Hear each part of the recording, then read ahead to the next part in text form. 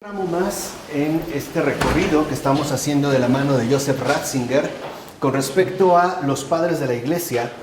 Hoy toca el turno a otro gran padre de la Iglesia que podemos ubicar entre finales del siglo IV e inicios del siglo V, quien después, precisamente de San Ambrosio, va a fomentar, a consolidar la difusión y la consolidación del cristianismo en el norte de Italia.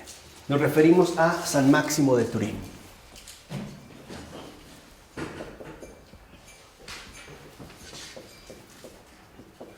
San Máximo de Turín, quien en efecto era obispo de Turín en el año 398, es decir, un año después de la muerte de San Ambrosio.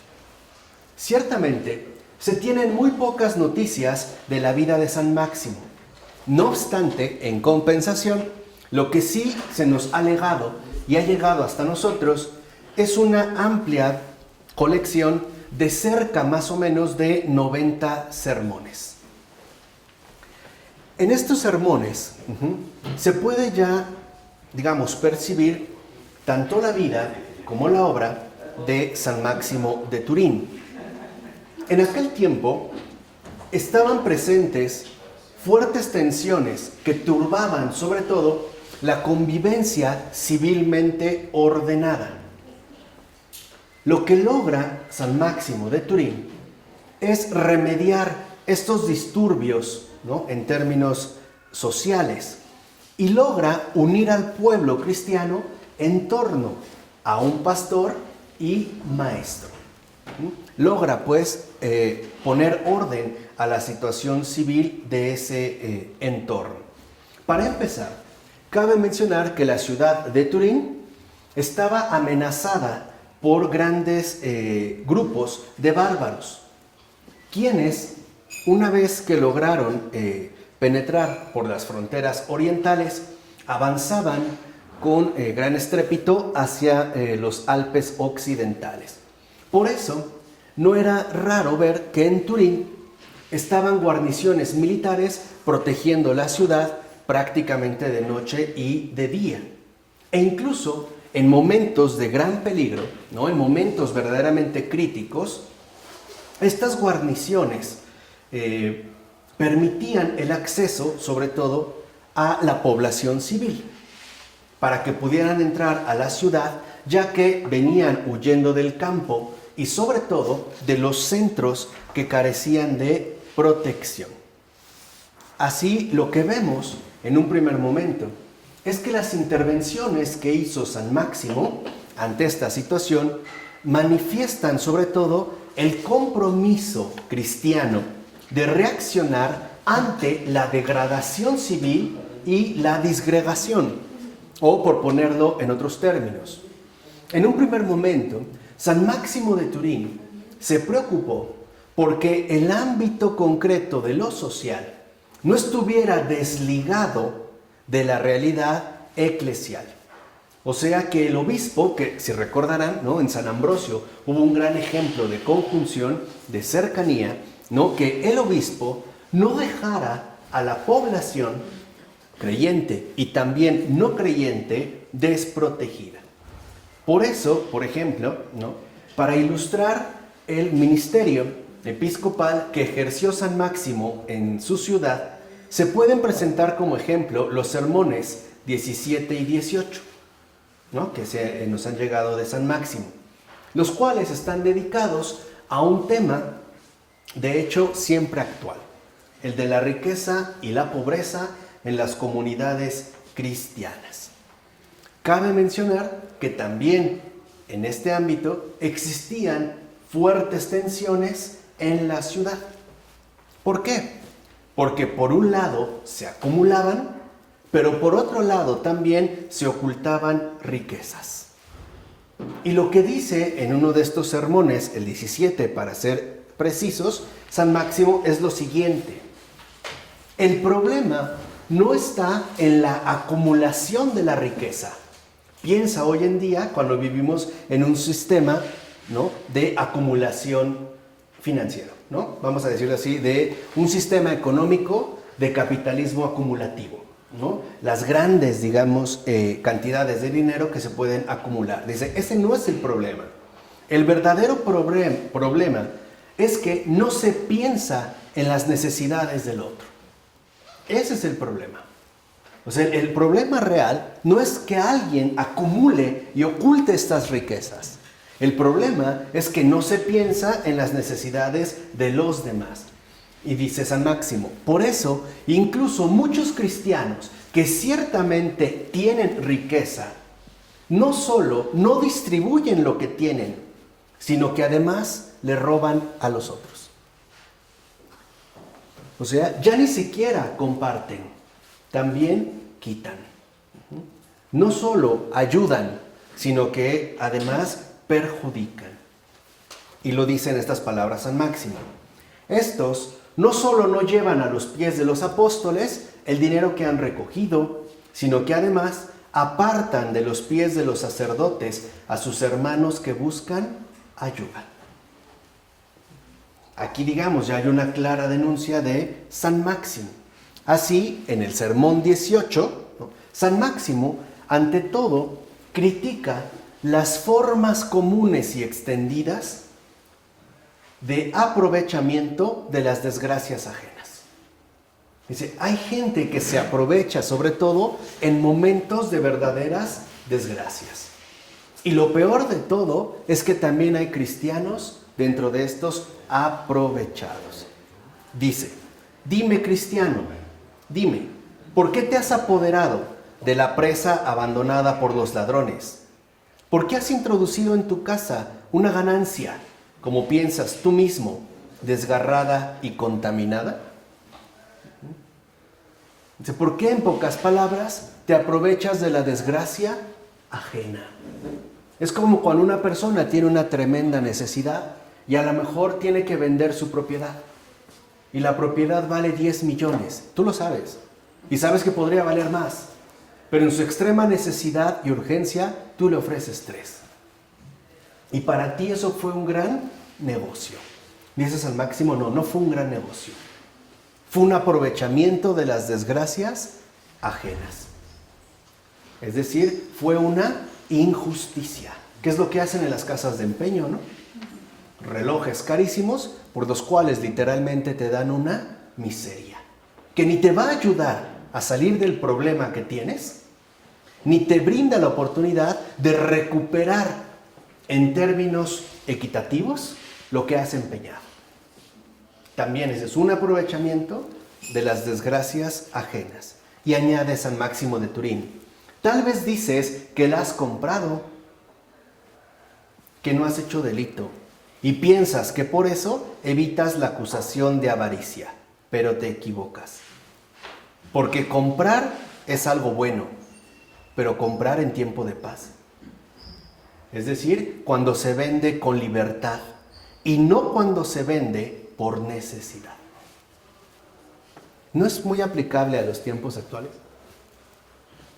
¿No es algo extremadamente común y cotidiano en los tiempos actuales?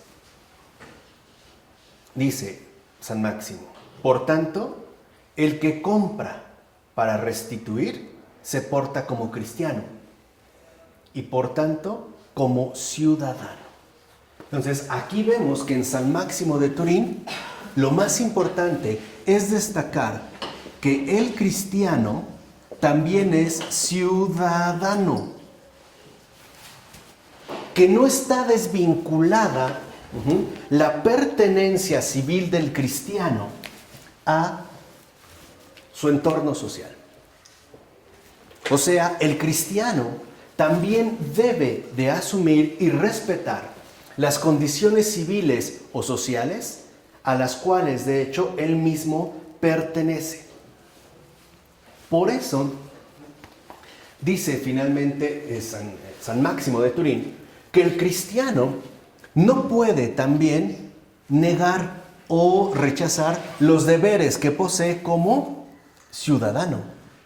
En pocas palabras, el cristiano también es un ciudadano. y está llamado a comportarse en justicia. De ahí que tampoco pueda promover desórdenes sociales. O, por decirlo de otra manera, la desobediencia civil. Para San Máximo, vivir la vida cristiana es, pues, asumir también los compromisos civiles. Entonces, entre el cristiano ciudadano existe un perfil de compromiso social. Como el ejemplo que nosotros habíamos mencionado. El ejemplo que, ¿no?, comprar es bueno en tiempos de paz. O sea, cuando se vende con libertad. No cuando se vende por necesidad. Por el contrario, dice San Máximo, el cristiano que aún pudiendo vivir de su propio trabajo, arrebata la presa del otro con el furor de las fieras, o bien acecha a su vecino, tratando de arañar cada día parte de sus confines, o sea, de adueñarse de sus productos, de sus cosas, de sus bienes. Ni siquiera, dice, más bien le parece semejante a una zorra que despluma las gallinas, sino que ante todo se parece a un lobo que se lanza contra los cerdos. De ahí pues que San Máximo, al ver que las autoridades civiles del Imperio Romano estaban mermando, porque acuérdense que estamos ya en los albores de la caída del Imperio Romano, y donde entonces lo que surge es un clima generalizado de conflicto, de discordia, de peligro, de violencia, de injusticia, etc. Él se siente plenamente autorizado a asumir ahora el control de esta ciudad. Pero ojo, no como un control político, o sea, despóticamente ejercido, sino ante todo como un control social que garantice la ciudadanía. Este poder se va a hacer cada vez más amplio, incluso hasta llegar a sustituir la figura de los magistrados y de las instituciones civiles. Por eso, San Máximo no solo se va a dedicar a reavivar el amor por la patria terrena, sino que ante todo insiste el deber civil de cada ciudadano y sobre todo cristiano de pagar los impuestos, aunque parezcan pesados y fastidiosos. ¿Por qué? ¿Por qué insistía tanto, por ejemplo, San Máximo de Turín en el pago de los impuestos?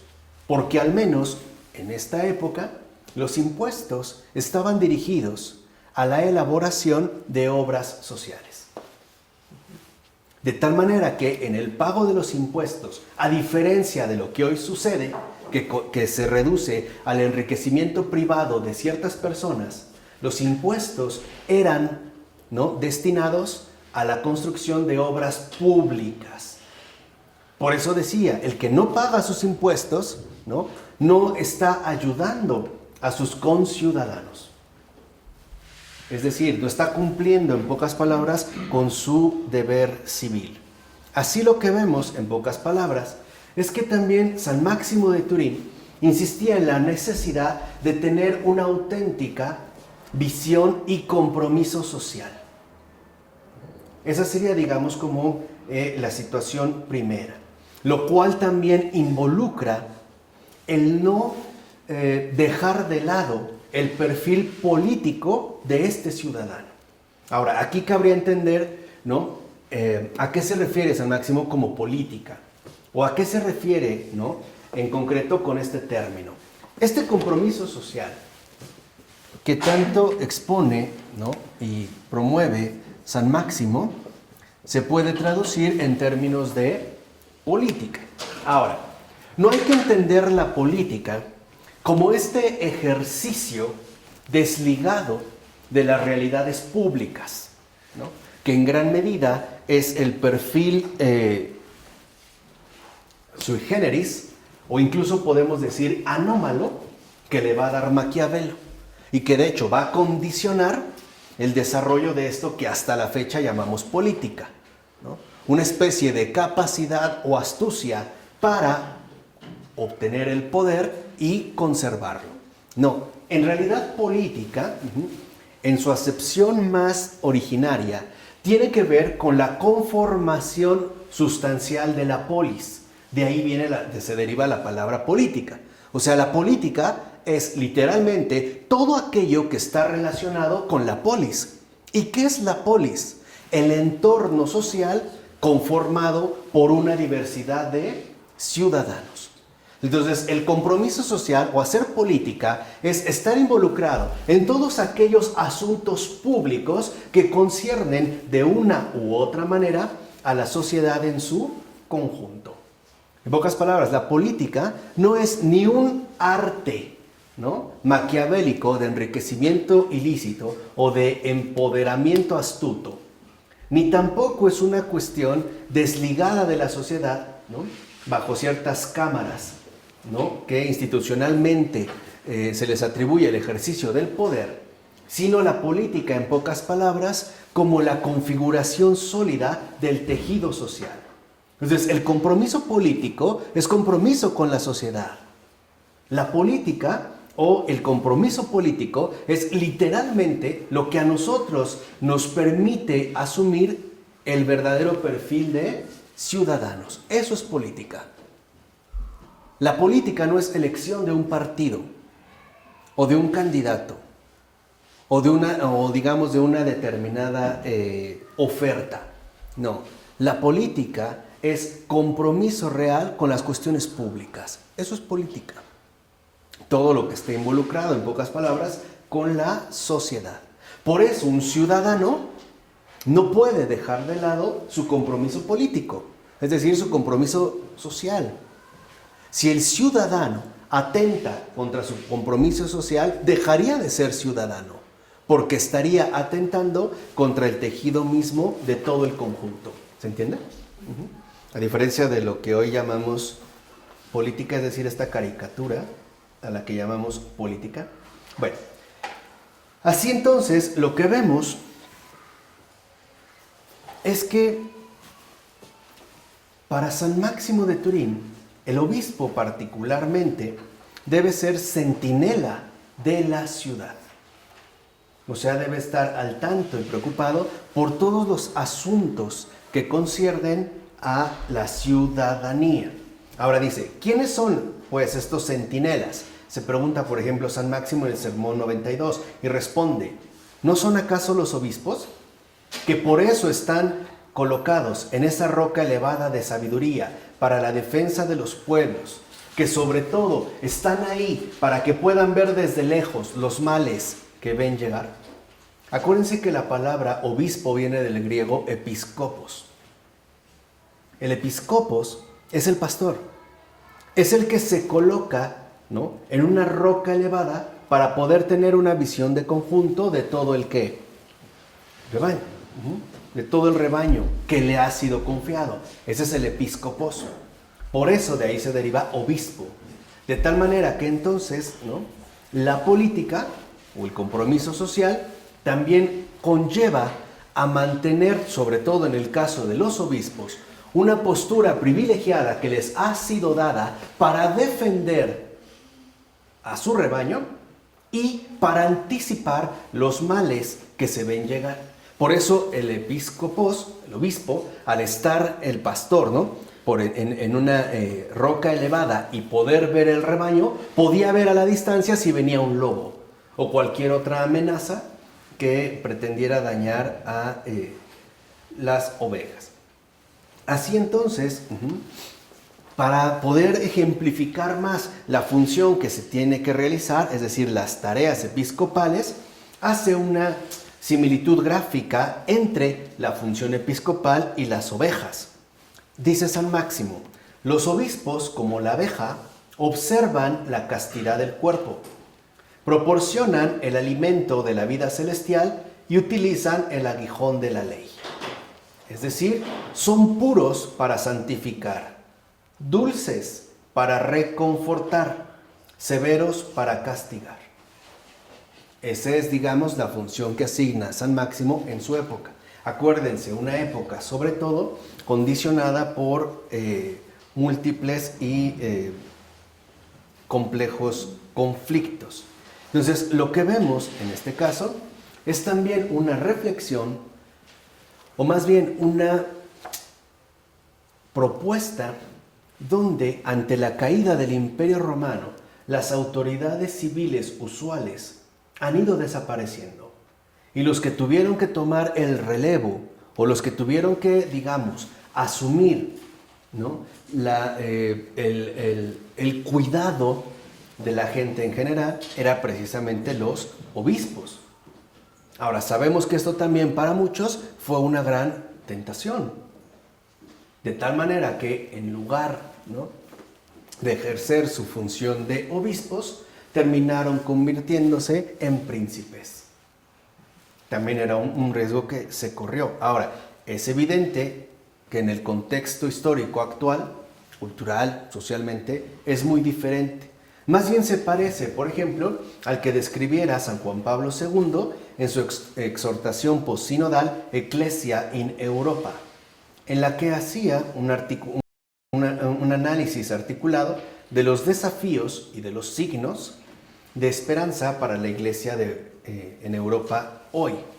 Ahora, lo que sí sigue siendo válido es la asociación inseparable entre el cristiano y el ciudadano. El cristiano, pues, verdaderamente, ¿no?, comprometido con su entorno social. Es decir, verdaderamente relacionado con la gente que le rodea. Y por lo tanto, su perfil político o su compromiso político, vuelvo a repetir, no partidista, sino verdaderamente involucrado con el acontecer social del ámbito público. En síntesis, como dice Joseph Ratzinger, los compromisos reales del ciudadano honrado son inseparables del buen cristiano. No tendrían por qué ir finalmente separados. Así, lo que también muestra San Máximo de Turín para estos tiempos es lo fundamental que resulta para nosotros, en tanto cristianos, la coherencia entre fe y conducta, o sea, entre evangelio y cultura. La verdadera cultura no tiene ningún problema con el evangelio, al contrario, porque ambos finalmente, ¿no?, se mantienen entrelazados, en tanto promueven el bien común de todos y esa preocupación socialmente compartida. Por eso, por ejemplo, en la Constitución Pastoral Gaudium et Spes se dice lo siguiente. De hecho, se exhortan los fieles a que se afanen por cumplir fielmente sus deberes temporales, guiados por el espíritu del Evangelio. Y añade, se alejan de la verdad, quienes sabiendo que nosotros no tenemos aquí una ciudad permanente, sino que buscamos la futura, piensan que pueden por ello descuidar sus deberes terrestres, sin comprender que ellos, por su misma fe, están todavía más obligados a cumplirlos, cada uno según la vocación a la que ha sido llamado. De ahí pues, ser cristiano no anula nuestro ser también ciudadano. Así, con San Máximo de Turín se enfatizaba la enorme necesidad que se tiene de ejercer todas nuestras actividades terrestres en fidelidad al espíritu del Evangelio. O sea, que toda nuestra vida terrena también estuviera orientada y basada por la verdad. De tal manera que pudiéramos unir cielo y tierra, incluso en un compromiso socialmente definido. O sea, al manifestarse, pues, como auténticos ciudadanos. Piensen en Santo Tomás Moro. Ahí está un claro ejemplo de que incluso un político de formación no tiene por qué ser mentiroso o corrupto o oportunista o no sé qué tantas otras cosas. Si por algo también Santo Tomás Moro destacó, y eso se puede ver en su biografía, en las biografías que se conservan de él, es por los múltiples testimonios que, por ejemplo, se tenían de su comportamiento, no precisamente como cristiano. Esto estaba como de cierta manera explícito, estaba claro.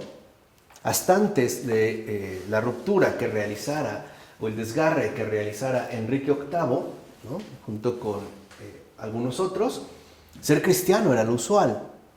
No, lo que realmente destaca, por ejemplo, en la figura de Santo Tomás Moro, que ya después veremos en más detalle, le vamos a dedicar un curso, es su perfil de ciudadano.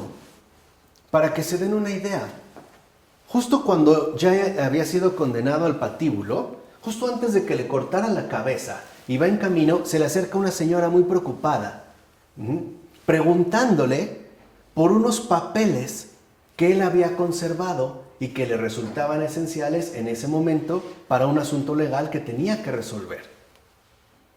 O sea, fíjense la situación. Es como si a ti te van a matar y alguien te dice, oiga, ¿me puedes dar el álbum de fotos que yo te presté hace tantos años, bla, bla, bla? ¿Qué hizo Tomás Moro? Le dijo, sí señora, lo recuerdo bien, esos papeles están resguardados en casa de fulano de tal. Espero que su asunto se resuelva pronto. Hasta luego. ¿Se dan cuenta? Este es el caso, pues. Una cosa no anula la otra. Y son esos testimonios los que son más abundantes en el caso de Tomás Moro. Porque él no fue milagrero. Hasta la fecha lo vemos. No es así como un santo que sea de grandes milagros, ¿no? Ni en vida o que se supera que es un milagro. No. ¿Cuál es el verdadero milagro de Santo Tomás Moro? Y por eso es un ejemplo para el hombre contemporáneo, especialmente para el laico. La conjunción fundamental entre cristiano y ciudadano, que refleja un verdadero compromiso social, cuya política es una política de salvación, es política de la salvación, que no anula los deberes civiles, sino que al contrario, los ennoblece. Por eso, cuando finalmente matan a Santo Tomás Moro, el primero en llorar es el propio Enrique VIII. Es el primero que llora, porque sabe que en efecto, independientemente de todo, de un fiel administrador, de un fiel compañero, ¿no?, ha matado a un gran ciudadano, que es hoy en día, pues, ¿no?, que es hoy en día también lo que quizá nos hace falta. Así pues, esta conjunción, esta síntesis vital, ¿no?, de los esfuerzos humanos, llámense domésticos, profesionales, científicos o técnicos, etcétera, con la verdad de la religión, con el Evangelio, debe ser una de nuestras metas fundamentales hoy en día. No tenemos por qué pensar, y mucho menos suponer, que la política va por un lado y el cristianismo tendría que ir por otro lado. No hay una razón real que pueda fundamentar una suposición de este tipo. Porque muchas veces lo que en realidad se afirma es lo siguiente, que estén separadas para que se puedan seguir haciendo las porquerías que sean. Para que finalmente la luz no ingrese en las tinieblas. Y para que muchos sigan haciendo sus tratos sucios, que independientemente de que no son cristianos y se pueden declarar a sí mismos ateos, ¿no?, o anticlericales, por el hecho de llamarse políticos, la verdad es más grave aún. Lo más preocupante es que, en general, los políticos contemporáneos no es que no sean cristianos, es que ante todo ni siquiera son ciudadanos. Y eso es evidente. Por eso pidámosle al gran San Máximo de Turín que nos ayude a ejercer esa auténtica ciudadanía. Esa ciudadanía tan terrenal y tan celestial que dé ejemplo de que el Evangelio y la cultura se fecundan mutuamente. Y sobre todo pidámosle a Él que interceda por la conversión de los grandes políticos de este mundo, para que ojalá no denigren más la alta vocación a la que han sido llamados, porque la política es la gran oportunidad para hacer un enorme bien a mucha gente. Y como decía el Papa Francisco, hoy lamentablemente son los más desacreditados. Hoy vivimos un mundo lleno de políticos pero carente de política. Podemos decir que de aquí llegamos a la doctrina social de la Iglesia, ¿no? Son las bases. No tienen por qué estar disociadas. Y entender finalmente lo que eso implica. No tendríamos por qué disociarnos, por el contrario. Velar, ¿no? Custodiar siempre por esa ciudadanía terrenal que abre el acceso también o la entrada a lo celestial. En pocas palabras, que ojalá, de verdad, meditando en ello y con la ayuda y la intercesión de San Máximo de Turín, que la política no sea sinónimo de corrupción, sino de santidad, aquí y en todo el mundo. En nombre del Padre, del Hijo y del Espíritu Santo. Amén.